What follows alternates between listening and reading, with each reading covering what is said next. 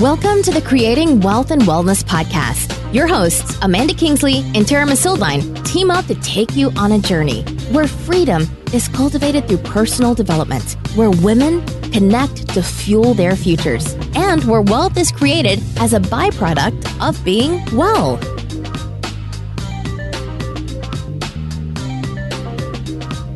Beautiful. Welcome, Terra. Yay. Hi, Amanda. Here we go. Another awesome podcast week. So we've covered the base of what we want to create in this podcast. And the next step we thought would be fun for our listeners was to get a sneak peek into who we are, right? Who are you stepping into this journey with? So we're going to do an interview with Terra this week, interview with me next week. Interview sounds so formal. Conversation. Right, a conversation. Just sort of dig into a tiny sneak peek into our lives. So I'm excited to hear the answers to some of these questions we grabbed for you, Terra. Are you ready? Oh, I am so ready. Born ready to talk about myself. Unfortunately, our podcast listeners cannot see what we see because we're actually recording this in a video chat, but Terra is holding up her hand with this gorgeous tattoo, or that's henna? No, tattoo. Yeah, it's my tattoo. It looks different to me than other times that I've seen you, which is why I'm like, it's so, I guess I usually see the whole arm, not just the hand. So anyway, there's a tidbit for you. Terra has a gorgeous tattoo on her arm and thank you. And forearm. Okay, so Terra, I think that if I were a listener, I'd be super curious about who we are.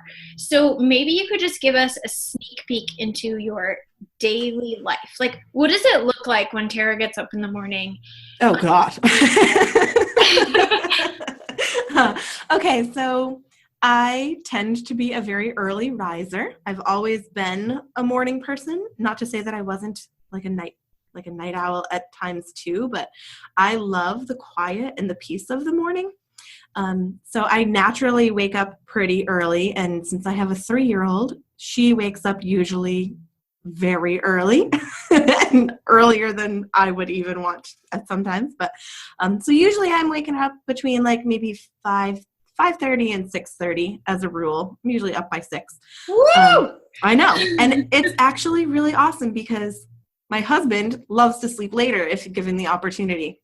So it's very cool that I get, alone time with myself. And usually I go make myself a, delicious cup of coffee, and I take a stroll around my backyard and say good morning to the chickens. And if Aria is with me, then we take a walk together, and, I'm pointing out weeds for her, and she loves to pick the weeds and feed them to the chickens. So it's in my perfect world. So this is a few days a week at least. I get to have this kind of morning where I'm just kind of relaxing and taking strolls around my property and enjoying my daughter time before the husband gets up. And then I'm pretty much rushing to here, there, or everywhere because I own and manage a couple of different businesses, and usually there's something that I'm committed to do for the day, but a lot of it doesn't feel like work because I make my schedule. So, I really commit mostly to things that I want to do. So it doesn't feel like an overwhelming thing. And so sometimes it looks like coming to the co-working space that I founded the predecessor of, but I'm still a member and a volunteer at the new version of it, the 2.0. So that's also where I have my private office, and it's where I meet with my clients. Sometimes it's coaching sessions with clients. Sometimes it's putting out fires with my big established cleaning company. Somebody forgot their key, or I'm finding coverage for so-and-so, or, right. Whatever pops up during the day. I try to be home nowadays for dinner or shortly after every night. I do allow myself a couple nights a month that I'm out of the house, either for board meetings where I volunteer. I volunteer for a local charter school, public charter school. I serve on the board of trustees for that. Yeah, I do. I have actually, I'm going I already had my 2-year anniversary volunteering with them. So it's been really fun to kind of learn some of the ins and outs of how a school of that magnitude operates, and how the education system operates. What's the age range on that charter school? Yeah, it's the Hilltown Public Co-op Charter School. So not only are they a formal cooperative, which is really awesome, but they service all the way from kindergarten through junior high. So they don't do high school, but they are a little bit different in that the kids are not necessarily grouped directly to the academic year. So they actually overlap ages a little bit so that kids can get to be with older kids and younger kids. And cool. It's very heavily arts and how did you end up on that board? Because your daughter's she's not of school age, so. No, she's 3. Yeah, so they have been clients of my cleaning company for years. Okay. And a few years ago, I won this really, really crazy prestigious award. It's not a big deal. But I was honored for the 40 under 40 through Business West. Beautiful. And when the administrative director of the school, who was also a client of ours, saw my write-up, and they did a full article about me, and she was like, I had no idea you were so involved in the community, because at that point I was already serving on 3 boards and a handful of committees. And she asked me if I had any interest in serving, because they would love to have a community member on the board of trustees. And I said, of course, yes. So amazing. They asked me, and I kind of stumbled into it. That's okay.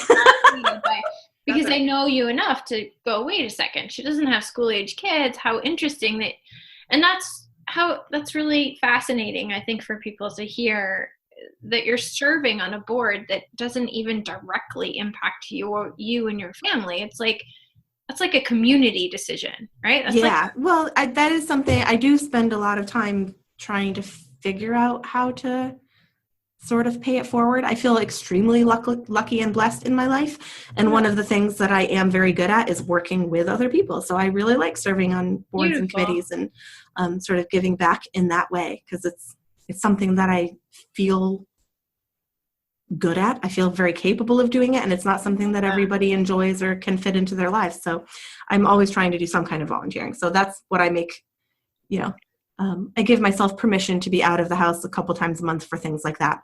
Well, I'm inspired. Business events or things. Okay, but when you do come home to dinner, which is that's your desire, is to be home with your family for dinner. Twice of the week. So now we can go back to your day. Now that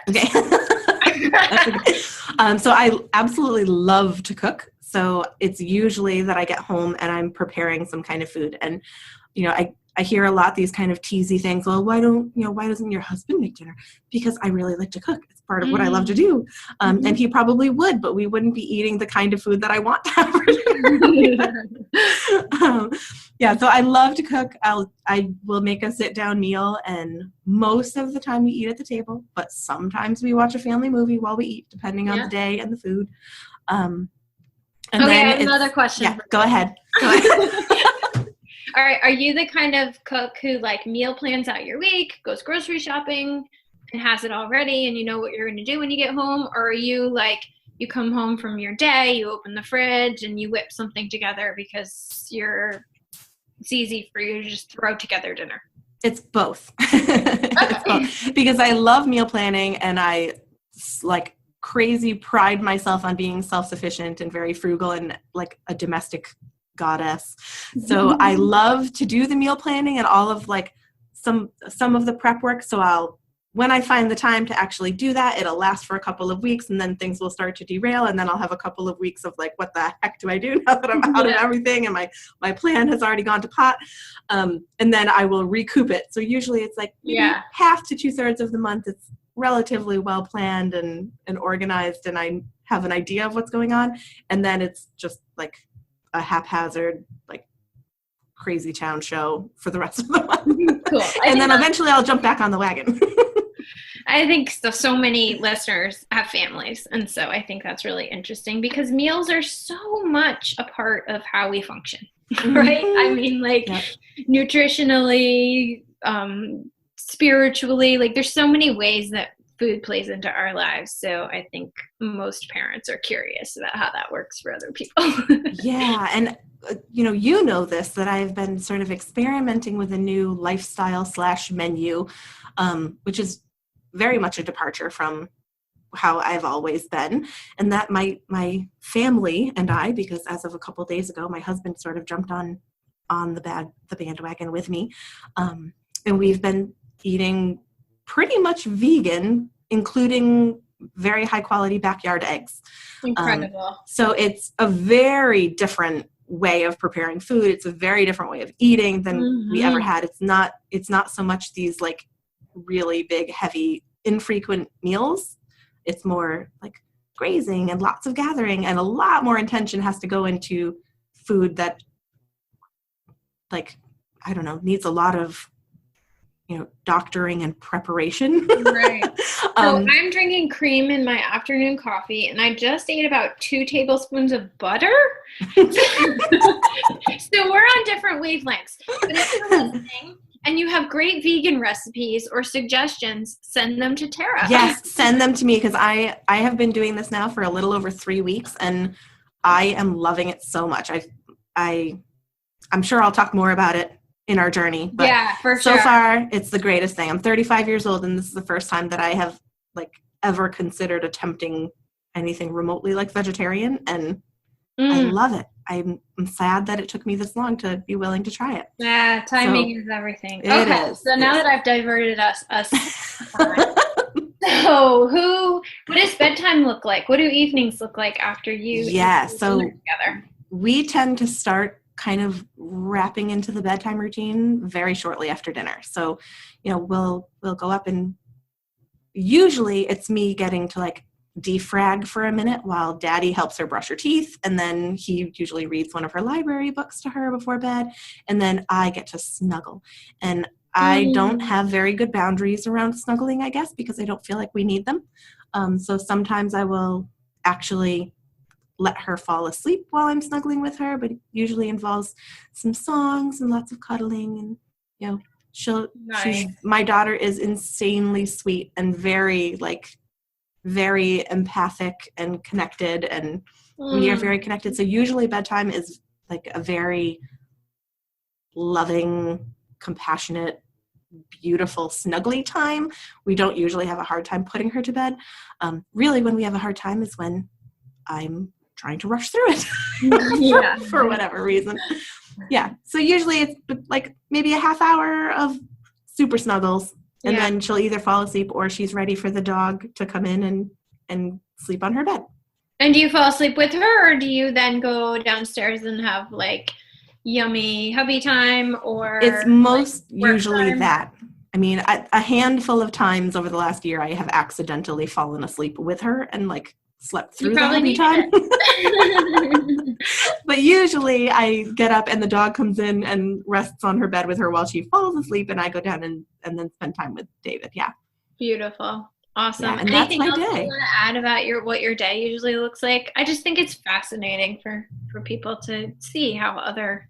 Yeah. So I love my days having tons of variety, and including different people.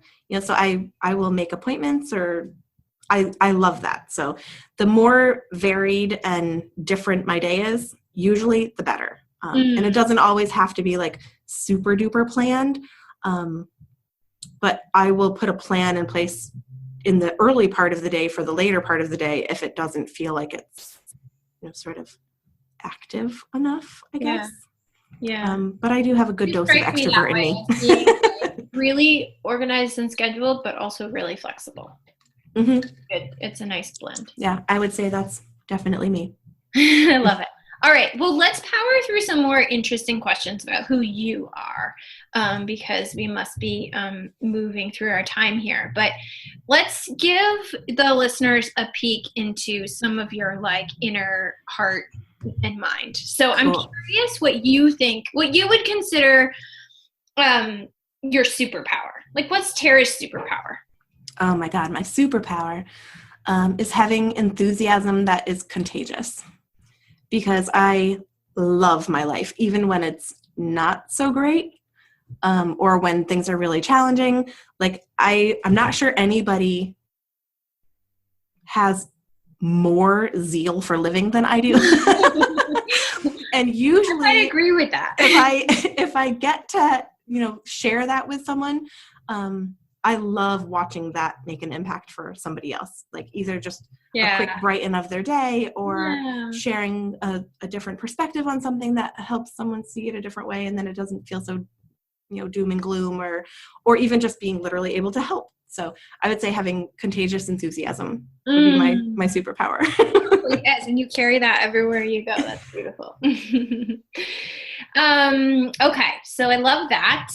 The other part of that question that I was sort of curious about was your interest in like guides. Like, do you feel like you have like angel guides or spirit animal guides or like religious guides or so I have done some like shamanic work, and usually my visions have things to do with foxes and also fireflies. So the logo of my business is a firefly, and I have a tattoo of a fox. I love it. So I feel like I am often the fox, but the fireflies are more my guide because they show up in like a really obvious way for that. Yeah. When I'm meditating. Yeah. And then otherwise I love like oracle to the higher wisdom stuff. So Sacred Rebel, that oracle is my favorite. It's I know so nothing about good. Sacred Rebel. Sacred Rebel, so good. All right. Share it with I'll be Googling when we get off the podcast. Maybe someone else will be too. Okay. So if money were no object in your life, what you just gave us a picture of your day. What would your day look like if money were no object? If you just had like a flow of maybe residual or passive income and you did exactly what you wanted to do in your everyday, what would it look like? Maybe not quite the depth that we just went into out of curiosity. Yeah, not hour by hour. No, because this actually is an easy question for me because it would not look that much different, I don't think. Money and lack of money doesn't have a huge impact on how I live my life right now. I still try to find a way of doing the closest thing that I could do with or without money. So I'm not sure that it would change a heck of a lot. I might hire like a general manager to like run the minutia and day-to-day of the cleaning company so that I didn't really have to do that. I'm going to vote that you should. Yeah. That's probably the only thing that would change really is that I would hire a general manager for that and then probably just spend more time like on my little homestead and with my daughter and maybe get back into art or something. You've found your place, your groove, your forever home in life. Not necessarily home, but you know what I mean? Like that energy of you're in the right place is when you're like, you know what? I wouldn't really change much. Yeah. That's the only thing I would change. And really I would fill that void of time with more of all of the other stuff that I'm already doing. Right, so it would just give me more time to do those other things that I'm very passionate about. Okay.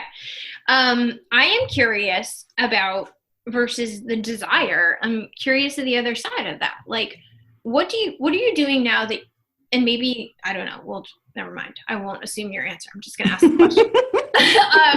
What do you not want to be doing in 5 years that you're doing now? Oh boy, that I'm doing now. Like if you're 5 years out from now, like, okay. What do you not want to be doing?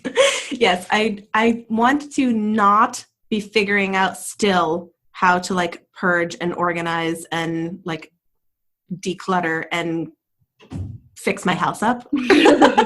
I want to like have figured that out and gotten rid of all of the things that I'm working on like getting rid of, because this is our forever home now, and every other place that I've been prior to this has always felt very temporary, and this one doesn't, and all of a sudden I have way too much stuff because I know what fits and what doesn't, and stuff's got to go. So I don't want to be doing that. That's really one of the only things that I can think of. I think it's a great answer. And it actually has such an impact on everything else in life. So it totally does. That's huge. That'll be life-changing. Oop, that's our 1 minute warning. Because I really just have one more question for you. So if we were sitting here, when we're sitting here a year from now on our podcast, maybe we'll do this again in a year. Ooh, that would be so fun. See how things have shifted. Remember to do that. Cool. So a year from now, not 5 years from now, what what are you celebrating? Like, what does it look like for you in wow, what a great year I just had? Okay. So my biggest goal right now is actually to ramp up everything that I'm doing in a really scalable way, because I have not really ever taken a lot of my businesses online. And that's where I really see things being able to scale. And while I love what they're doing right now and I love what I'm doing, I do want a core piece of my being is making a bigger impact in the world. And I can't do that necessarily like one-on-one with everything that I do. So that would be my biggest celebration, is like, wow, I have been able to connect with so many more people now because I have figured out how to scale up online. Beautiful. And I would assume you're mostly referring to your coaching work when you. Yeah, like the coaching, but also like the life adventure stuff. Yeah, right. And being able to share that. Yeah. Instead of just over coffees. Like one-on-one coffees. Yeah, not clean. It's hard to do house cleaning online. But you imagine, I mean, that's a good question. And I know we're at time, but you said you wouldn't change much from 5 years or a year from now. So is that a company you imagine having forever? Yeah. Yeah, I think so. I mean, I'm not married to it. So if it ever worked out for us to pay it forward to someone else and let somebody else take the reins, and that just made sense, then I would be fine with that. But I also am totally fine with the idea of having it incorporated into my life, for the foreseeable future. Yeah. Yeah. It's not something that I'm ever trying to run away from. It just, I could do with a break. Yeah. I could do other things with my time than dropping off keys and like ordering inventory and stuff. Well, at this point, at so many things, and you have such amazing vision that I'm excited to see where you are. Too. Yeah, that company is a little bit of an interesting dynamic because it's where I have so much gratitude. It's it's my bread and butter. It's what feeds my family. It's what allows me to have like the posture to do other things I'm really interested in.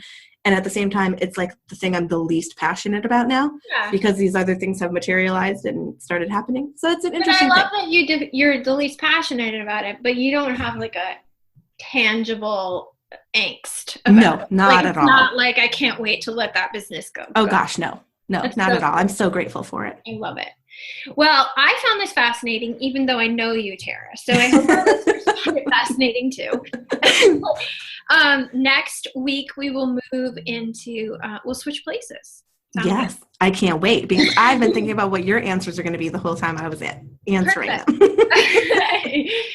Well, a lot of them are probably similar. They might be. We tend to overlap a little. Okay, that sounds good. Anything you want to add before we call it a wrap?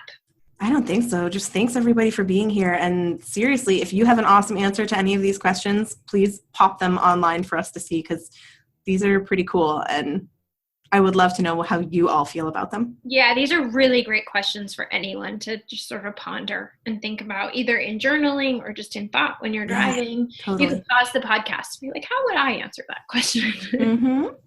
And then let us know. Let us know and send Terra vegan recipes. Yes, vegan recipes, please, everyone. I'm loving it.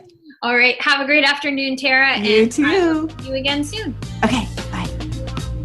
Thanks for joining us for another episode. If you haven't already done so, please do us the honor of leaving a rating and review on iTunes. And check in with us on social. Amanda Kingsley is a work-from-home mother of 3. Her mission is to free parents from financial stress so they can spend more time being present with their children. Learn more at her website, thewhyhive.com. Terra Missildine is a passionate entrepreneur, founding several businesses over the last 15 years. She's currently living the adventure of being a CEO, mom, and collaborative coach. Find her at allin.life.